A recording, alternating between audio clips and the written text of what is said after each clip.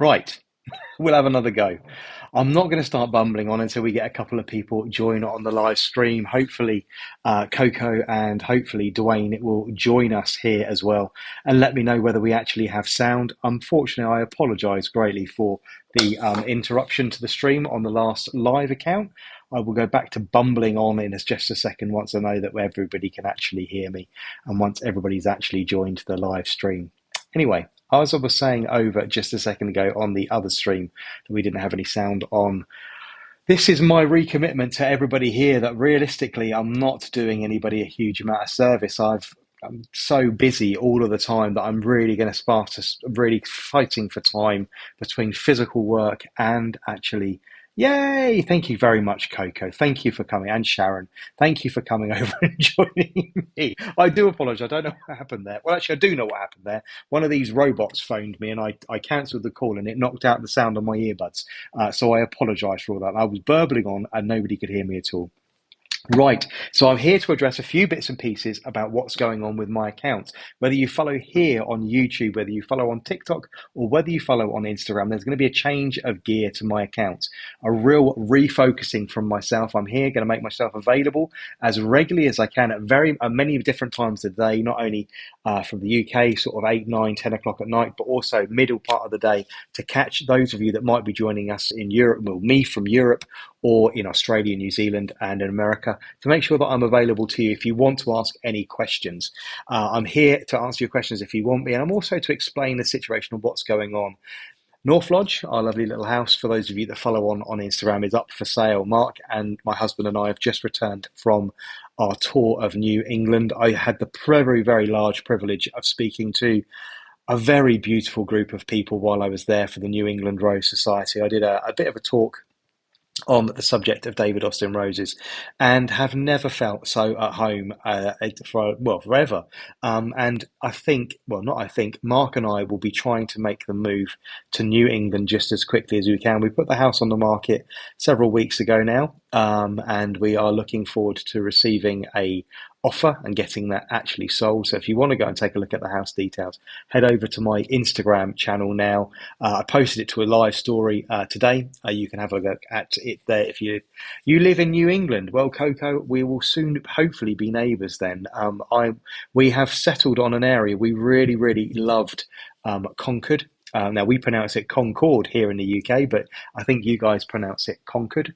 A really, really lovely area, and the area around the Green Mountains was absolutely beautiful. An area that we really addressed was Williamstown, which felt very, very much like home. We did actually view a property just there, which was absolutely stunning. Which, if I had the money, I'm not going to tell you how much it was, but for the UK standards, it was very, very cheap for an awful lot of money. For an awful lot of land. I would have given the real estate agent a check there and then, and we would have moved instantly. But North Lodge here in the UK is not sold as of yet. So as soon as that house is sold, we will prepare ourselves to get ourselves over to the United States just as quickly as possible. And the move for me, so many people messaging me. um, so many people messaging me about why on earth we would leave this little house and why on earth we would leave especially all of my roses behind. But this move is really about me gaining the space and the ability to do this full time. We have quite a lot of space here, and I'm not saying we are really very lucky to have the space here at North Lodge. We bought the house very much based on its plot, not on its house, and I do have a lot of space. We have 2,200 square meters, but it's not enough to do this full time. I don't have enough space for decorative and fruit and vegetables at the same time. I'm really, really struggling for space, and financially here in the UK, house is incredibly expensive. Our mortgage is, we're in a blessed position that we have a mortgage. We've been able to buy a house. I'm not saying that, but the mortgage is big and it's heavy. And if I'm to be able to take a step back from work and stop physically working, I am a full-time gardener. Hello, my Swedish cottage garden. Thank you so much for rejoining this stream. I'm so sorry about the problems we had over on the last one. So thank you very much for joining us again. But no, I'm really, really struggling creating media in the volume that I am at the moment for Instagram, YouTube, and TikTok, and of course now Threads. and working full time now. Again, I'm in the blessed position. I don't work 5 days a week. I only work 4 days a week, but it's still an awful lot. And then you add to that half an acre at home that needs to be maintained. It is heavy, and I'm really, really struggling for time. If I'm to be able to take a breath from all of that, take a step back, and to be able to create media, good value for media full time, I need to be able to lose this mortgage. And I'm really, really lucky that Mark, my husband, believes in me enough that we are going to do this as a combined thing. This house has been glorious. But actually, no. Sometimes it's been hideous. This has been incredibly hard work, the hardest work we have ever put ourselves through, but it's been very rewarding renovating North Lodge. But as you can see, she's ready to go. It's ready for somebody else to call her forever home. We've loved our time here. We've been here nearly 6 years, but it is time for us to move on, liquidate this as an asset, and move to America if we can. The other reason why I wanted to jump on, because I don't often do this on YouTube, so if you do have any gardening questions, please feel free to ask them. If they're rose related, even better, because obviously I am your go-to rose expert. The do you own your own? So my Swedish garden asked whether I own my own garden and maintenance company or am I employed? No, I own it. Well, not outright by myself. I actually co-own it with my father, which is a really lovely situation to be in. I am in the blessed position. I'm very, very genuinely lucky. And I do mean this from the very, very bottom of my heart. I have been lucky enough to work alongside my dad for 15 years. Yeah, 15 years, if not a little bit longer. And everybody will say, "Oh, is he the reason you're into gardening?" And actually, it's the other way around. I actually got my mum and dad into gardening. And about 21, 22 years ago, my mum and dad set up a gardening company, and I joined them after a failed business. I used to own a sandwich shop and catering company. I joined them 15 years ago. Now, my father and I co own our businesses together. My father is just actually in the process of retiring. He's not fully retired, but he's just starting to take a step back and learning to stay at home more often. So now it's just me. So yes, I am self-employed. I do own my own gardening contract company here on the south coast of England with a multitude of work, everything from commercial blocks of flats to car parks to garden design, fencing, paving, walling, all of those bits and pieces, literally everything. So a lot of people are quite shocked that most of their favourite online gardeners are not actually gardeners. This is something we don't talk about a lot. A lot of their favourite online gardeners are actually insurance salespeople or estate agents, or they might be nurses, any other profession, but they're very, very surprised to find out that their favourite gardening go-to account is not a gardener. Well, exactly what it says on the tin. Gardener Ben is actually a gardener. He does nothing else. I do nothing else. I do absolutely nothing else but garden. That's all I do. I garden for pleasure. I garden for fun. I garden for work. Garden at the weekends. Garden in the evenings. I garden all day, every day. I just love it all the time. So yes, that's me. And I plan to do this as a full-time influencers gig just as soon as we can get out of the UK, giving ourselves a little bit of breathing space, not only physical breathing space, we need a much, much bigger plot. We're looking at between upwards of 5 acres, hopefully in New England, to give ourselves a little bit of breathing space. Right, a question coming in from Coco. How do you winterize roses in terracotta pots? It's a really, really good question, and one I get asked quite a lot. Coco, I think I'm going to stroll back through the screen and hopefully I don't upset it. Right, you're in New England, so you're going to be very cold. You've got several ways you can winterize your roses. First of all, the most important thing is to not prune them too heavily. A lot of people that I spoke to when we were over in Boston doing this talk for the New England Rose Society, which incidentally, Coco, if you're not a member of, it's well worth joining an association like them. There's lots and lots of them, but obviously the New England Rose Society, I did talk to them and give them a talk a couple of weeks ago. You have a look at them on Instagram. A really wonderful group of people. If you are not experienced with growing, even if you are experiencing growing, it's so, so lovely to be in a room full of really nice, like-minded people, all talking about the same subject from many, many different walks of life, from many, many different age categories, all lots of lovely different people, but all talking incredibly passionate about one subject, and that was roses. So, if you're in Massachusetts, Coco, I would advise not pruning them too hard just at the moment. Obviously, your winters are going to be very harsh. You're going to be experiencing temperatures probably down to about, in English money, about minus 25, 26, which is brutally cold. So, leave quite a lot of growth on them. What would suggest you do is actually reduce the growth by about a third, take the whip out of them to stop them working their way around in the wind too much. Actually, on Instagram, where I have subscriber based content, I talked through the processes of doing that not too long ago. If you want to join the subscriber based content over on Instagram, it's just 99 pence or 99 cents per month. Once you've taken the whip out of them, would then make sure you get them up onto pot feet. Make sure your pots are not sat on wet ground and they're not sat in wet sources of water. So up on pot feet. If you haven't got pot feet, you can easily use some bricks or some small upturned terracotta pots. Anything you like, you just need, or some little blocks of wood, anything to get them up off the ground and stop them sitting in really, really wet compost. The other thing you can do, and I know a lot of people do, is they put them onto little wheelie trolleys, especially when they're in really cold parts of the world. And when it gets really cold, and you only need to do this once we've had your first few frosts, which you probably already have had several frosts over in New England. A lot of my friends have already messaged me saying the daily season is well and truly over there. Those have gone black. As soon as the leaves have completely dropped off your roses and they've gone completely dormant, you might actually consider taking them in. And you can do that on either little wheelie pot trolleys, or you can actually physically sack truck them into the back of a garage or such, just to protect them from the most harshest part of the winter. However, I would suggest that you allow them to take a little bit of weather. They are a lot harder than you think.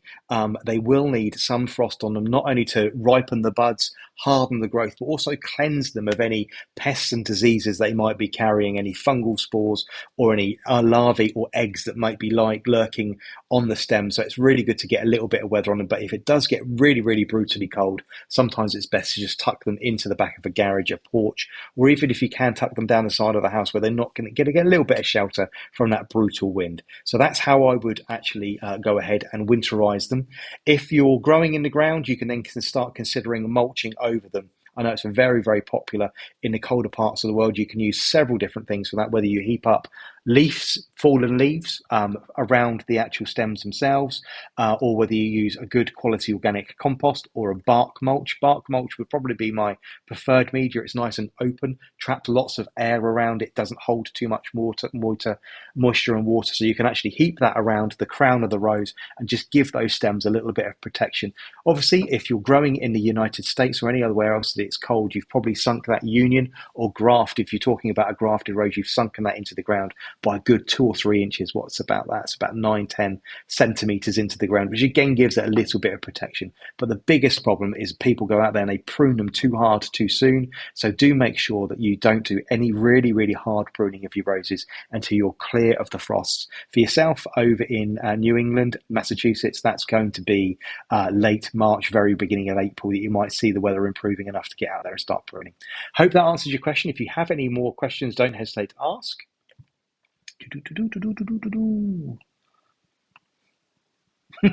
Thank you. My Swedish garden says, I love professional gardens who actually love gardening. Uh, there aren't many of us. No, you're right. There isn't many of us at all. And I don't know, don't want to be disrespectful. And I certainly don't want to be rude to people, but there are a lot of people masquerading as gardeners that aren't gardeners. Now, I know everybody can be a gardener, but I actually have a degree in this subject. I've been doing this since I was 14. It's a long time. 28 years I've been gardening professionally and being paid for 28 years to do it as well. It takes an awful lot of effort, and I believe it's a craft, and it's a dying craft for those of us that are carrying this much information. And this is one of the reasons why I took to the internet in the first place. I have obviously a fairly successful business. It provides me with an income and keeps the wolf from the door, but realistically, none of my customers are particularly interested. They have absolutely no idea of my qualification level. They have absolutely no idea of my following footprint, either here on YouTube, on TikTok, or on Instagram, or the fact that people are paid to pay me to talk to them about roses online or in person. They think it's crazy. My customers aren't interested in the information of the craft. They just want their gardens to look nice, which is fine. But for me, there's a lot of information in my head which I want to get out and I want to share with the world. And having no children, or nobody. Well, there's not a protege for me. There's not a trainee. I suppose I could find a young person I could try and give some information to. But yeah, I really want to try and educate as many people and share as much knowledge as I can. So hopefully I do that, and hopefully you all enjoy the content as well. So the other reason why we wanted to jump on today, don't often do this on TikTok. Oh, sorry, on YouTube. So please forgive me. Gardner Ben t-shirts are available. Pedal, pedal, pedal. Sorry. Bear with me briefly. Four colours. You can buy it in grey. You can buy it in white. You can buy it in indigo blue or the fresh clover. If you want a Gardner Ben t-shirt, you can't unfortunately message me here. You will have to go across onto Instagram or onto TikTok where you can DM me and we can sort out your order there. Gardner Ben t-shirts are £25 each or $30 or €30. That includes your postage and packaging. Coming at the end of hopefully this week, once they finally turn up, is the new baseball cap. I wear a baseball cap an awful lot of work to keep the sun off my very, very poor head, which I've got no hair left on anymore. But I wear a baseball cap an awful lot, and they are now branded. They're embroidered with not hashtag Gardner Ben, but it's Ben's fault, which is the hashtag I use over on Instagram. If I have ever influenced you to buy or grow a particular rose very specifically, you can use that hashtag to share the pictures of your roses, and I will repost just as many of those as possible. So the baseball cap's available in four different colours. They're red, black, bottle green and royal blue. Those are going to be £20 off the top of my head, or €25, $25. Again, that includes your postage packaging. They're embroidered, not printed. They're embroidered with "It's Ben's fault," which is the hashtag I use over there. Anyway, right. If nobody actually has any more gardening questions, I'm going to wrap up my second attempt for a live here on YouTube. I will be making sure that I will be jumping on and off much more regularly to make sure I'm here and available to answer your questions as many different times of the day as I can. So I'm not going to schedule these. I'm just going to jump on and find people that need help. So if you ever have any queries or questions, you can always send me a DM on another account, or you can also DM me on Instagram or over on TikTok. Unfortunately, that's one of the reasons why I tend to shy away from this kind of event here on YouTube. For me as a creator, YouTube's quite flat. This is lovely because I get to see you all rolling along the bottom of the screen. I get to answer your questions. But normally I don't get to see a huge amount of information about the people I'm interacting at all. And I find the media really, really one-sided. You get to know a huge amount about me. And that was one of the strangest things about walking into the New England Rose Society. 45 people in a room who knew me intimately have watched hours and hours and hours of me bumbling on about different roses, quite often sat in this chair here, actually with this backdrop behind me. And I had no idea who any of those people were, but they knew me.